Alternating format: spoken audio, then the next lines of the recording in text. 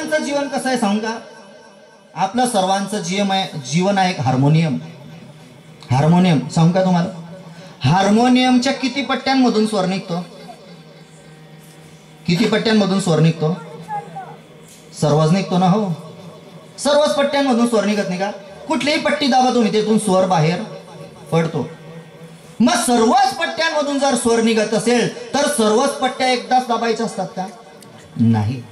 काही पट्ट्या वाजवायच्या असतात, काही सोडून द्यायच्या असतात, आहे की नाही? त्याचप्रमाणे तुमच्या जीवनामध्ये जर दुःखाचे दिवस आले तर ते सोडून द्यायच्या आणि सुखाचे दिवस आले तर त्याचा आनंद घ्यायचा. तुमचं जीवन म्हणजे हे आयुष्य, तुमचं आयुष्य, तुमचं जीवन म्हणजे एक आपल्या वारकरी संप्रदायाचा विणा. विण्याला किती तारा असतात? 5 असतात. याला 4 आहे, 5 असतात. त्या विण्याला जशा 5 तारा आहे ना, तशा तुमच्या या शरीररूपी विणाला सुद्धा 5 तारा आहे पंचविषयाच्या, आहे की ना? तर ते पंचविषय जे आहेत ना, विणा अति आवडला तरी बेसवर आहे ना, अति ढिल्ला सोडला तरी तो बेसवर आहे की नाही? त्याला एकदम टाईट करा तरी तो बेसूर वाजेल आणि एकदम ढिला केला तरी तो बेसूर वाजेल. त्याला एका मर्यादेमध्ये छेडा, त्याच्यातून जो स्वर मिळेल, जो स्वर निघेल त्याचा तुम्ही आनंद घ्या. मग विणा अति आवडणे म्हणजे काय? नवरात्रामध्ये 9 दिवस उपवास, पायात चप्पल नाही घालणार, पाणी पिणार नाही, हा विणा आवडून धरणे. आपल्या जीवनामध्ये 9 दिवस उपवास, पाणी न पिणे, हा म्हणजे विणा अति आवडून धरणे. आणि विणा ढिल्ला सोडणे म्हणजे काय? नवरात्रात 9 दिवस उपवास करायचे आणि एकादशीच्या दिवशी 2 भाकरी खायच्या आणि दसरा आला की दुसरी चप्पल घालून घरी जायचं. हा झाला विणा ढिल्ला सोडणं. विठाला हे आपण ठरवायचं असतं कसं जगायचं असतं, आहे की नाही? नाहीतर काही लोक असं जीवन जगता मारा, त्यांच्या जीवनाला काहीच अर्थ नाही हो, काहीच अर्थ नाही. तर सुमारा बी राहणे आपण काय सांगे राहून काय बोले, कोण सांगे काय बोले राहून, एकदम अवघड आहे. आणि तुम्हाला जर प्रत्येकाला वाटत असेल या संसारामध्ये सुख आहे, सुख संसारामध्ये आहे का? सुख पाहता जवा पाडे, दुःख पर्वताय वडे. या संसारामध्ये सुख अजिबात नाहीत महाराज, अजिबात नाही. संसाराचं सुख कसं आहे? जवा पाडे म्हणजे आपण आता थंडीचे दिवस आहे, थंडीच्या दिवसामध्ये गवत असते ना, गवतावर काही पाण्याचे थेंब जमा होतात की नाही? पाण्याचे. मग त्या पाण्याच्या थेंबाने तुमची ताण भागणार आहे का? तुमची पाण्याची ताण कशाने भागेल? जो पावसाचं पाणी पडेल त्याच्याने तुमची ताण भागेल ना. हां, तर ते थोडंसं पाणी आहे, तर त्याच्याने जशी आपली पूर्तता होणार नाही तसं या संसारात राहून आपल्याला खरं सुख प्राप्त होणार नाही. पण आपण संसारातच सुख पाहतो, मला संसारातच सुख पाहतो, आहे की नाही? नुकतं लग्न झालं, जोडपं होतं, नुकतंच लग्न झालं होतं त्यांचं. मग झालं 2-4 महिने झाले. ती म्हणे की हे बा आपल्या मुलाच्या लग्नात जिलेबी बनवू. म्हणला ठीक आहे. मग तो थोड्या वेळानं नाही जिलेबीने आपण बुंदी बनवू. ती म्हणते जिलेबी करू, हा म्हणतो बुंदी करू. मग जिलेबी बुंदी यांचं भांडण सुरू. आता गावातल्या लोकांचं असं आहे, भांडण जर चालू असतं तर लोक खाता येतात, ताटं घेऊन खाता काय हो नजीब हो तू चेन दिली रे.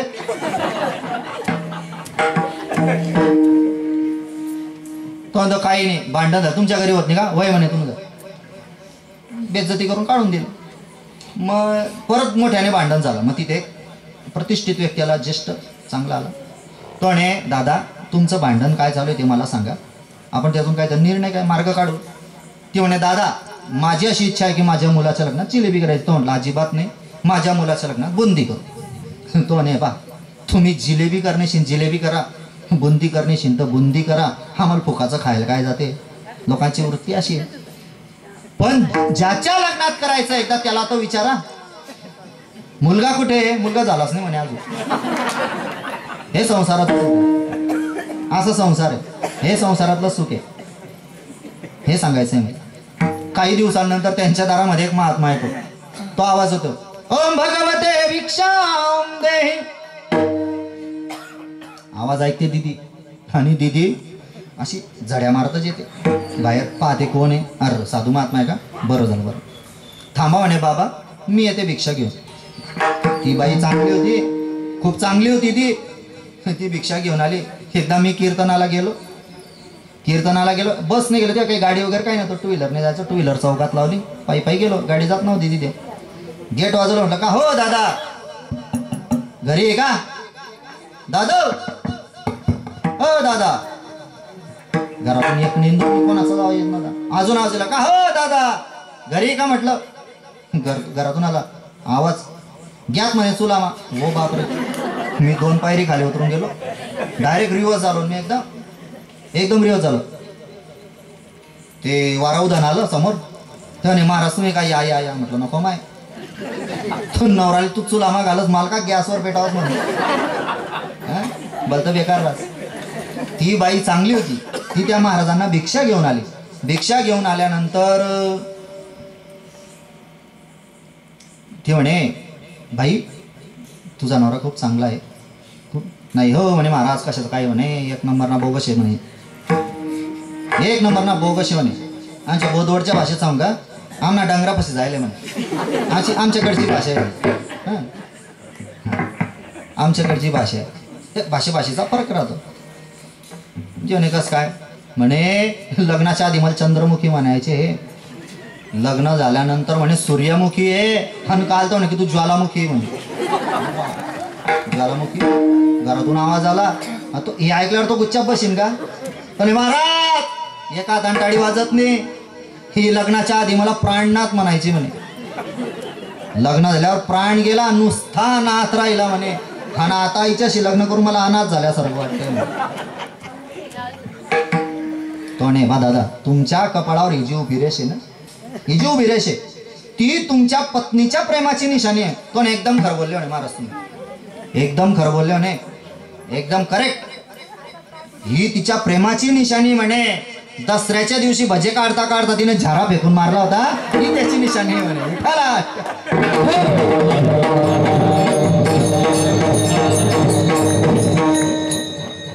असा संसार आहे महाराज. या संसारात सुख आहे का. सुख नाही महाराज. मग तुम्हाला जर खरं सुख पाहिजे असेल तर मग ते कुठे तेणे विण जी सुख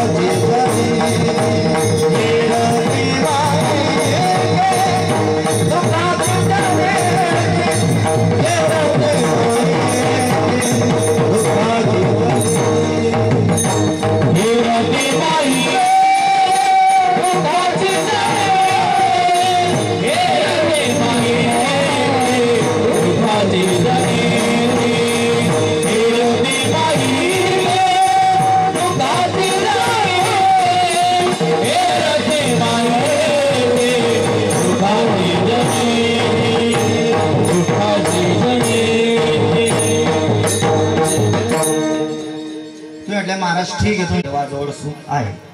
मग तो देव मिळेल कुठे. कुठे राहतो देव. कुठे आहे देव? ढगमा आकाशात राहतो वरती आहे की देव कुठे राहतो? मंदिरात. मंदिरात तर फक्त मूर्ती आहे. देव कुठे आहे? देव कुठे आहे? अरे देव कुठे नाही. विठ्ठल जडे तडे भरला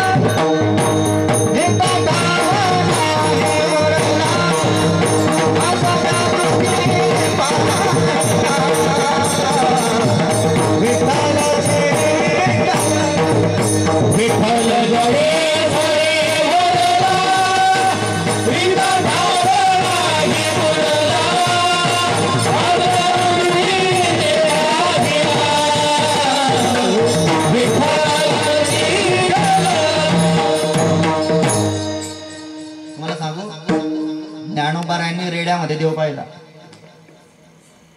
नामदेव महाराजांनी कुत्र्यामध्ये देव पाहिला. तो आपण तशी आपली तशी दृष्टी पाहिजे. आपल्या प्रत्येकामध्ये भगवंताचा वास आहे. आपल्या प्रत्येकाच्या शरीरामध्ये भगवंताचा वास आहे. ज्या दिवशी तुमच्या देहामध्ये भगवंताचा वास राहणार नाही त्या दिवशी तुमच्या दारामध्ये गर्दी जमा झाल्याशिवाय राहणार नाही. विठ्ठला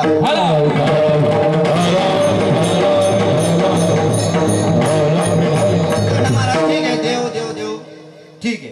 देवाजवळ सुख आहे. मग तो मिळेल कुठे? देव असा भेटत नाही. देव असा भेटत नाही.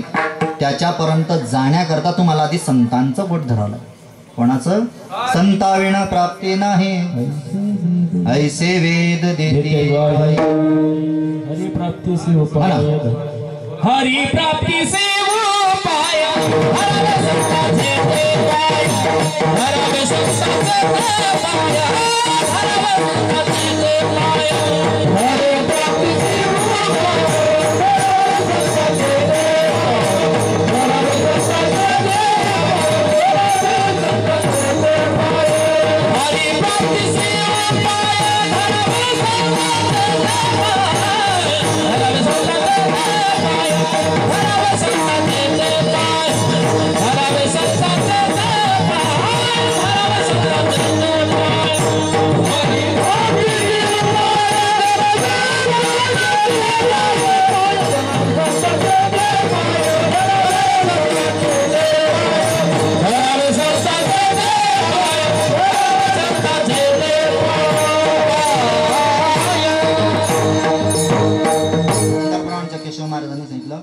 हरि प्राप्ती से उपाय धरावे संतांचे ते पाय. मला सांगा, तुम्ही जर कोर्टामध्ये गेले, तुम्हाला न्यायाधीशापर्यंत जर पोहोचायचंय तर तुम्हाला कोणाचं बोट धरावं लागेल? वकिलाचं. न्यायाधीशापर्यंत जर पोहोचायचं असेल तर वकिलाचं बोट धरावं लागेल. त्याचप्रमाणे भगवंत रूपी न्यायाधीशापर्यंत जर तुम्हाला जायचं असेल तर संत रूपी वकिलाचं आधी तुम्हाला बोट धरावं लागेल. विठाला विठाला.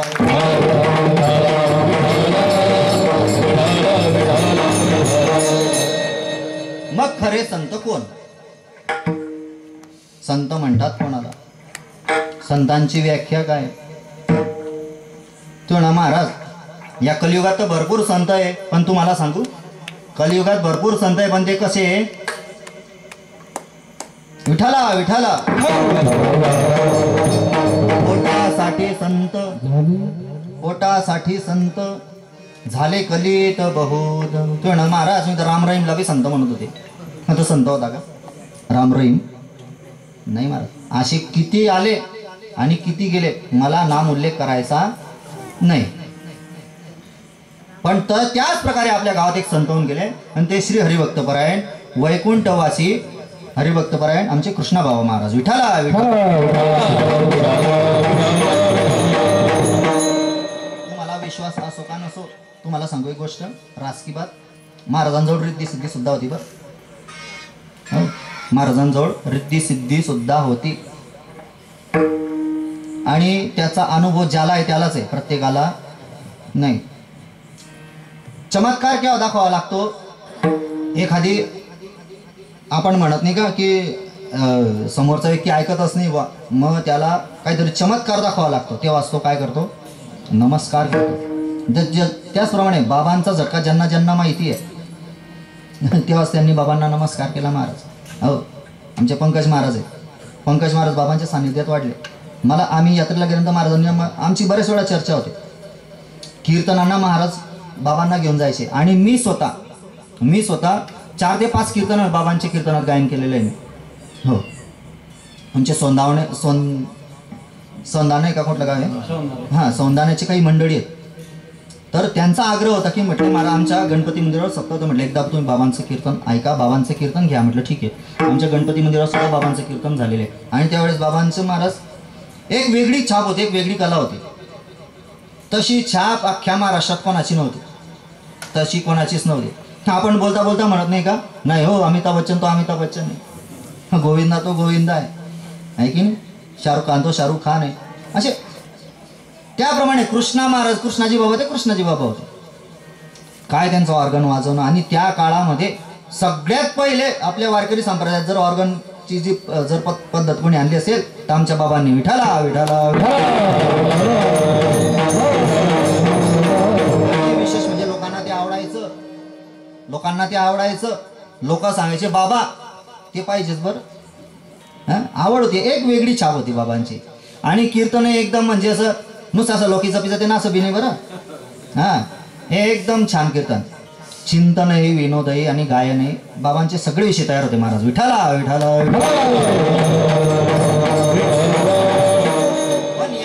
पण हे सगळं करत असताना बाबांची या ठिकाणी विशिष्ट प्रकारची साधना चालायची. महाराजांनी त्या साधनेच्या बळावर महाराजांनी रिद्धी प्राप्त केलेली होती. हो, आणि असे महान साधू होऊन गेले. पण आज आपल्यामध्ये नाही. आज महाराज जरी नसले पण त्यांच्या विचारांनी आज ते आपल्यामध्ये हजर आहेत. महाराज विठाला विठाला.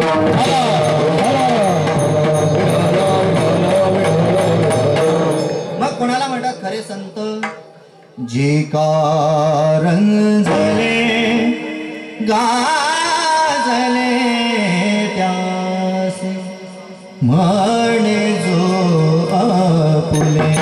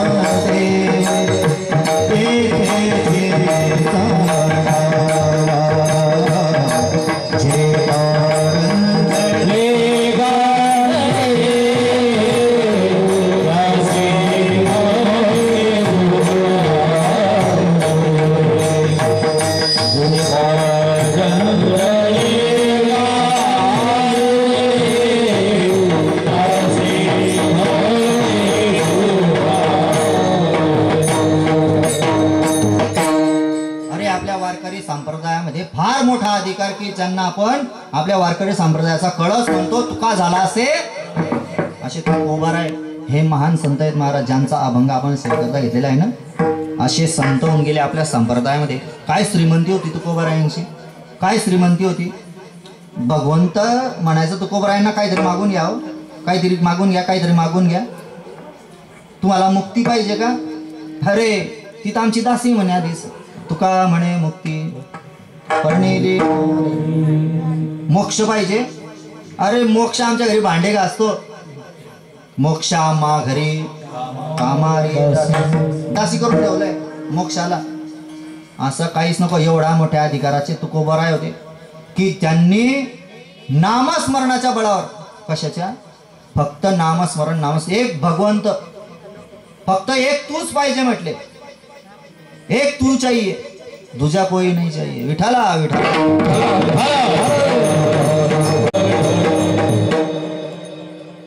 भगवंताचं चिंतन, फक्त भगवंताचं चिंतन, आणि त्याच्या बळावर एवढा मोठा अधिकार प्राप्त झाला महाराज. एवढं बरं तुकोबारायांचं जीवन असं होतं महाराज. कोणी या रे लहान थोर या ते भते नारे. आपल्या संप्रदायामध्ये तुकोबारायच नाही, ज्ञानोबाराय, नामदेव महाराज, मुक्ताबाई, निवृत्ती ज्ञानदेव, सोपान मुक्ताबाई, एकनाथ नामदेव, तुकाराम, जेवढे संत होऊन गेले महाराज. हे सर्व संत कोण होते माहिती? संत म्हणजे परिसाचा स्पर्श ज्या लोखंडाला लागला ना, ते लोखंड काय होते? सोनं होते. सोनं, त्या लोखंडाचं सोनं होते. मग या संतांनी असं म्हटलं का की हा दुर्जन आहे, मी या दुर्जनाच्या संगतीत गेलो तर मला त्याची संगती लागेल? अरे त्या संतांचा प्रभाव एवढा होता की या संतांची संगत ज्यांना ज्यांना लागली ते संत होऊन गेलेत महाराज. विठाला विठाला.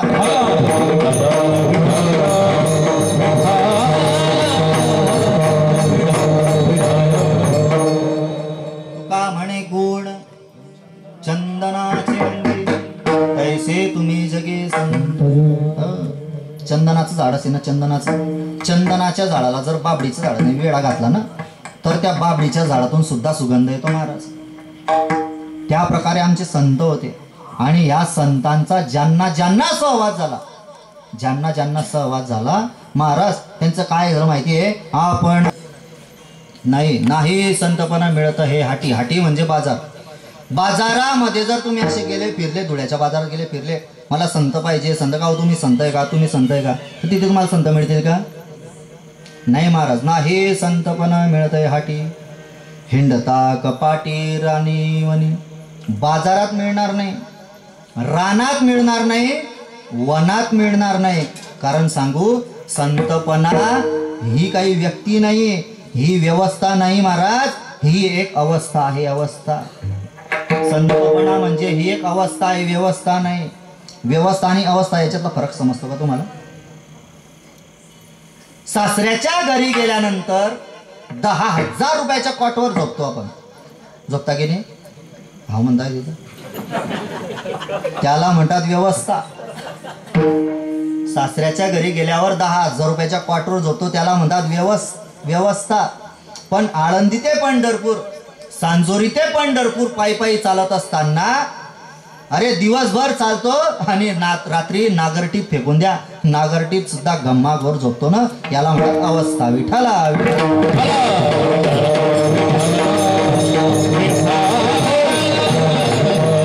संतपणा ही अवस्था आहे, व्यवस्था नाही.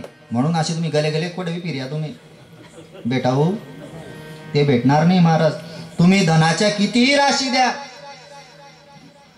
राशी द्या तरी तुम्हाला मिळणार नये मोल देता. पैशाने खरेदल्या जाऊ शकते का हो? नाही महाराज. पैशाने खरेदी करू शकतो का आपण? संतांना पैशाने खरेदी करू शकतो का? अजिबात नाही. हो, अजिबात नाही. जो डुप्लिकेट होईल तोच जाईल. त्याने दर आपल्याला मग त्यानं चेलानाच घर थैली रास. मग कुठेच भाऊ? मग ठीक आहे, आलोच मी, चालले बाबा तिकडे. आता फार अवघड झाले महाराज, फार अवघड झाले. इथे तुकोबारायांनी निषेधमुखाची भाषा वापरलेली आहे. कशी? बाजारात मिळणार नाही, रानात वनात मिळणार नाही, मग इथे मिळणार नाही. याचा अर्थ कुठेतरी याला वकिली कायद्यामध्ये लॉजिकल अप्रोच एक्झामिनेशन सिस्टम म्हणतात. म्हणजे उलट तपासणी पद्धती, ती तुकोबारायांनी इथे वापरलेली आहे. नाही संतपणा मिळत आहे हाटी. बाजारात संतपणा मिळत नाही, रानात मिळत नाही, वनात मिळत नाही, मग याचा अर्थ कुठेतरी मिळतो. आता तुम्हाला एक उदाहरण सांगतो मी छोटंसं. वकिली कायद्याचं प्रशिक्षण घेत असताना त्यांना हे शिकवलं जाते बरं का. तर एक दीदीची केस होती. ती म्हणायची मला याच्यासोबत राहायचं नाही, हा मला मारतो. कोर्टात गेले ते. वकील म्हणे का रे तू हिला मारतो? तोणे नाही. तोणे परत सांग, तू हिला मारतो? म्हणे नाही. का रे तुला अजून एकदा विचारतोय, तू हिला मारतो का? म्हटले नाही. ठीक आहे, घरी जा. पुढची तारीख देण्यात येते. पुढच्या तारखेला बोलवतात. तिला विचारतं का ग दीदी, हा तुझा नवरा आहे ना? म्हणे हो. मग हा तुला मारतो ना? हो म्हणे, आम्हाला रोज मारतो. का रे तू हिला मारतो? म्हणे नाही. दुसऱ्यांदा विचारतोय का रे तू हिला मारतोय? म्हटले नाही. तिसऱ्यांदा विचारतोय खरं सांग तू हिला कधीपासून मारणं बंद केलं? तो आणि 2 महिन्यापासून हिला मारत नाही. मग 2 महिन्यापासून मारत नाही याचा अर्थ त्याच्या आधी मारत होता. असं इथे तुकोबरायांनी निषेधमुखाची भाषा वापरलेली आहे की बाजारात मिळत नाही, रानात मिळत नाही, वनात मिळत नाही, पण कुठेतरी मिळतो विठाला. मग कुठे मिळतो? तुम्ही सांजोरीला या, मनोभावाने बाबांच्या समाधीवर डोकं ठेवा. नाही तुमच्या जीवनात परिवर्तन झालं तर मग म्हणा इथे मिळतो संतपणा विठाला. संतपणा ही एक अवस्था आहे. श्री संत गजानन महाराज होऊन गेले विदर्भामध्ये. बाबांचं चरित्र तुम्हाला कितपत माहिती